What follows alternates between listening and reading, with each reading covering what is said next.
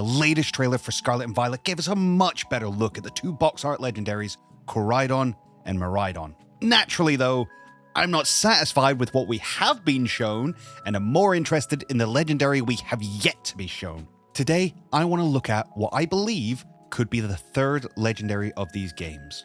A legendary Pokemon that has perhaps more influence on the region than the two we have seen so far. For it is my belief that the third legendary Pokemon will be the source of the Terastal Phenomenon. Similar to how we have seen in previous generations with Eternatus being the source of Dynamax energy, and Z Crystals, as well as the Totem Pokemon in Alola, being the result of Necrozma losing its light. It's become a running trend with the last few generations to have the game's gimmick be the result, or related to, the third legendary of the trio. If we take this to be the case, what kind of Pokemon can we expect the third legendary of Scarlet and Violet to be? What kind of lore could it have, and what connections could it have to other Pokemon? Let's start by looking at the Terastal Phenomenon. Every Pokemon within the Paldea region has the ability to Terastalize, where they take on a crystal-like structure, are adorned with crowns, and have the possibility of altering their natural typing. The word Terastalize draws from two root words, Terra, which means ground or earth, and Crystallize, which means crystallize. This makes sense when we consider that in order to Terastalize your Pokemon, you must use a Terra Orb, this small black Pokeball-shaped item that is only given to select trainers, and the orb holds Terra Energy within it, that the Pokemon require in order to Terastalize. Once the energy from the Terra Orb is used, it must be recharged either by visiting a Pokemon Center or by collecting the energy found at these Terra spots, locations where crystals jut out of the earth and act as raid dens for Terastal Pokemon. We can actually see during these raid battles, your character seems to be transported inside the crystal, given the crystalline structure of the walls. Though without further evidence, I can't really explore that anymore. Perhaps you and your raid partners are being shrunken down to exist within the crystal, similar to how Pokemon shrink down to exist within Pokeballs. In fact, these crystals that protrude from the ground have a remarkable resemblance to the ore spots in Legends Arceus, from which you could derive Tumblestone, which made Pokeballs. Huh. There is another connection that we can draw between the Terastal Phenomenon and Legends Arceus. Throughout that game, you come across Arceus Plates by defeating noble Pokemon and progressing the story, and each of these plates holds an inscription upon it. Some that are the same as we saw in Diamond and Pearl, but some were brand new for that game. The inscription I'm most interested in today is one of those new ones. Skyplate. The being poured the remains of its power into stone and buried it deep. Now, we already know that the Arceus Plates, when held by a Pokemon, boost the damage of the plate's typing. They also have the power, when wielded by Arceus themselves, to change its typing entirely, a direct parallel to what we see with the Terastalize Pokemon. But, of course, the plates say that the energy was poured into stone, and not into crystal. However, this could be interpreted to be referring to gemstones, similar to how we've seen the word used in the Pokédex entry for Carbink.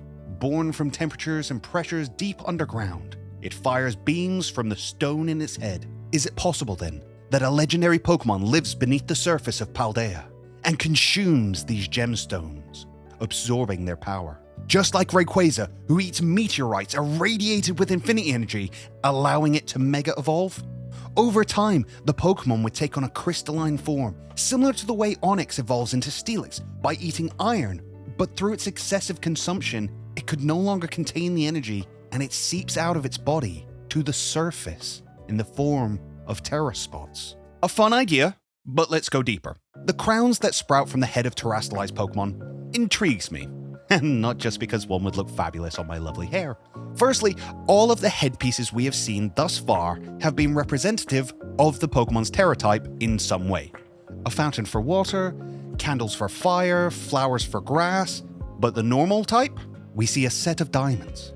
The reason normal Terra type Pokemon have a crown of diamonds could be that this is Terastal Energy's default state, and most likely resembles the third legendary who could have a body made of diamonds.